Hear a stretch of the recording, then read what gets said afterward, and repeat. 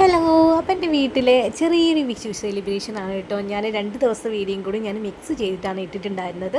ഇത് ഞാൻ ചെറിയ വിഷുവിന് ദമ്മ് പൊട്ടിക്കുന്നതാണ് കേട്ടോ. അടിപൊളി ചിക്കൻ ബിരിയാണി ആയിരുന്നു, നല്ല ടേസ്റ്റ് ഉണ്ടായിരുന്നു. കസ്റ്റർഡ്, ചിക്കൻ ബിരിയാണി, കബാബൊക്കെ ഉണ്ടാക്കിയിട്ടുണ്ടായിരുന്നു. അപ്പോൾ ഞങ്ങൾ എല്ലാ വർഷവും വിഷുവിന്, ചെറിയ വിഷുവിന് നോൺ വെജാണ് കേട്ടോ ഉണ്ടാക്കുന്നത്. അപ്പോൾ നിങ്ങളുടെ വീട്ടിലൊക്കെ എങ്ങനെയായിരിക്കും? നോൺ വെജ് ആണോ?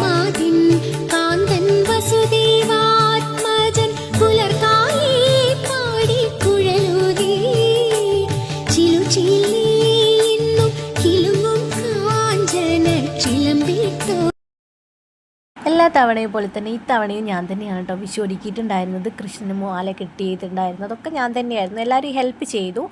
അപ്പോൾ രാവിലെ വിഷുക്കണിയൊക്കെ കണ്ട് അമ്പലത്തിലൊക്കെ പോയി.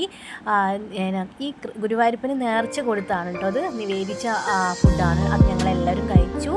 അപ്പോൾ ഇതാണ് കേട്ടോ വിഷു സദ്യ ഉണ്ടാക്കിയിട്ടുണ്ടായിരുന്നത്. അടിപൊളിയായിട്ടുള്ള, എനിക്ക് ചെറിയ വിഷുവിൻ്റെ അന്ന് നോൺ വെജും, വലിയ നമ്മളെ പ്രധാന വിഷുവിൻ്റെ അന്ന് പ്യുവറായിട്ടുള്ള വെജിറ്റേറിയനാണ് കേട്ടോ. ഞങ്ങൾക്ക് എല്ലാ വർഷവും ഞങ്ങൾ ഉണ്ടാക്കാറ് അങ്ങനെയാണ് കേട്ടോ. പ്രാവശ്യത്തപ്പോൾ അങ്ങനെ തന്നെയാണ് ഉണ്ടാക്കിയിട്ടുണ്ടായിരുന്നത്. അടിപൊളി ടേസ്റ്റുള്ള സദ്യയായിരുന്നു. അപ്പോൾ നിങ്ങളുടെ വീട്ടിലെ വിഷു വിശേഷങ്ങളൊക്കെ എനിക്ക് വിഷു കഴിഞ്ഞ സമയത്ത് ഭയങ്കര സങ്കടമാവും ഗൈസ്. കാരണം ഇനി വരുന്ന വിഷു ആവണ്ടേ നമുക്ക് ഇങ്ങനെയൊക്കെ എൻജോയ് ചെയ്യണമെങ്കിൽ ഈ ഒരു വിഷു. അപ്പോൾ നിങ്ങൾക്കൊക്കെ അങ്ങനെ ഉണ്ടാവാറുണ്ടോ? അപ്പോൾ നമ്മൾ ഓരോ മൂമെൻറ്റും, അതായത് നമുക്ക് ഇങ്ങനെ കിട്ടുന്ന